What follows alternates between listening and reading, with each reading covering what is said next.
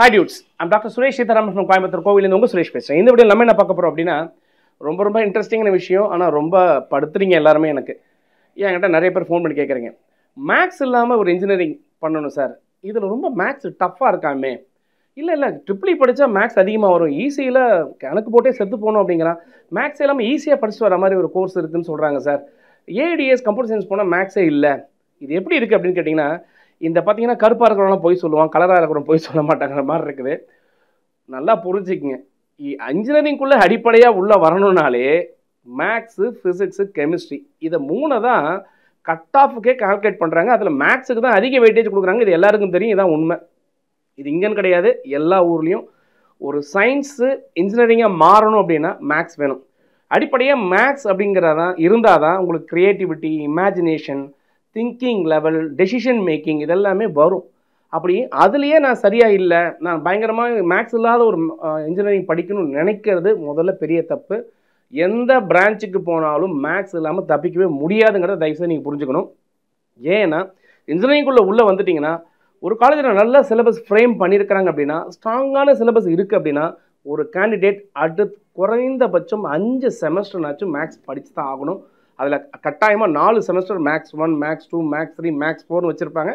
சில இடங்கள்ல அந்த பேரை மாத்தி ட்ரான்ஸ்ஃபார்மர் டிஃபரன்ஷியல் ஈக்குவேஷன் வச்சிருப்பாங்க, காம்ப்ளெக்ஸ் அல்ஜிப்ரான்னு வச்சிருப்பாங்க, ப்ராபபிலிட்டி அண்ட் ரேண்டம் ஆக்சஸ் வச்சிருப்பாங்க, ஸ்டாட்டிஸ்டிக்ஸ் வச்சிருப்பாங்க. இப்படி பிரிச்சு வச்சிருப்பாங்க. தவிர மேத்ஸ் இல்லாம தப்பிக்க முடியாது.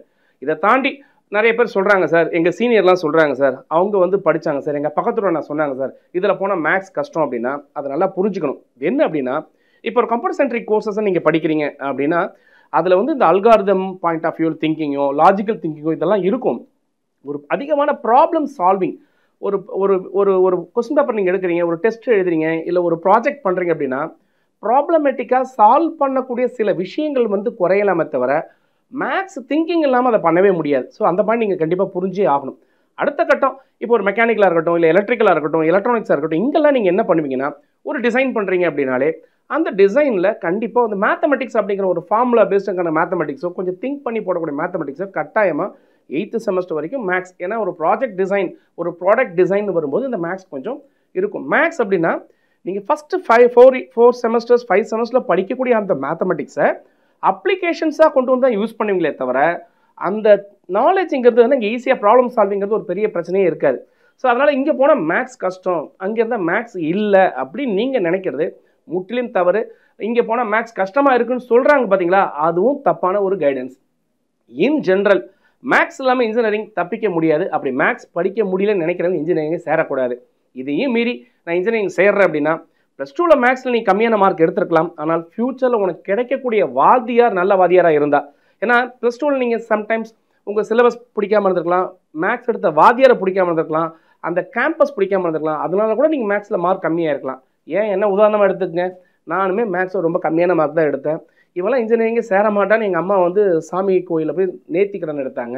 ஆனால் இன்றைக்கி என்ன நடந்துச்சு, இதே இன்ஜினியரிங் எல்லாரும் டஃப்பாக இருக்குன்னு சொல்கிற அந்த இன்ஜினியரிங் எலக்ட்ரிக்கல் இன்ஜினியரிங் தான் எடுத்து படித்தேன். பிஇ முடித்தேன், எம்இ முடித்தேன், பிஹெச்டி முடித்தேன், பிடிஎஃப் முடித்தேன். ஃபுல் மேத்தமெட்டிக்ஸ் கஷ்டம்னு சொல்கிற அந்த தான் நான் படிச்சிருக்கிறேன். என்னது மாதிரி 25 வருஷமாக எத்தனையோ எலக்ட்ரிக்கல் இன்ஜினியர்ஸை உருவாக்கியிருக்கிறேன், எத்தனையோ இன்ஜினியர்ஸை உருவாக்கியிருக்கிறேன். ஸோ இங்கே இன்ட்ரெஸ்ட், பேஷன், அந்த சுச்சுவேஷன் உங்களை எந்த நேரத்தில் வேணாலும் மாற்றும். ஸோ மேத்ஸ் ஈஸியாக கஷ்டமாக இதை வச்சு நான் இன்ஜினியரிங் ஜாயின் பண்ணுறேன் அப்படிங்கிறது முழுக்க தவறு. உங்களுக்கு பிடிச்சதை பண்ணுங்கள்.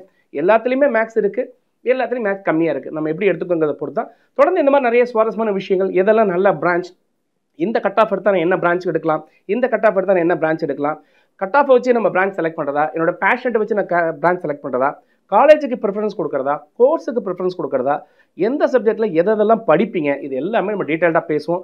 நம்ம வீடியோ முதல்ல பார்க்குறவங்களும் வீடியோ பிடிச்சிருந்தால் சப்ஸ்கிரைப் பண்ணி ஷேர் பண்ணுங்கள். நிறைய விஷயங்கள் உங்களுடைய ஃபியூச்சரை நோக்கி கொண்டு போகிறதுக்கு நம்ம சேனல் ஹெல்ப் பண்ணும். தொடர்ந்து பேசுவோம். மனிதர்கள் உங்களுடன் சுரேஷ், இணையத்திலும் உங்கள் இதயத்திலும். பாய்.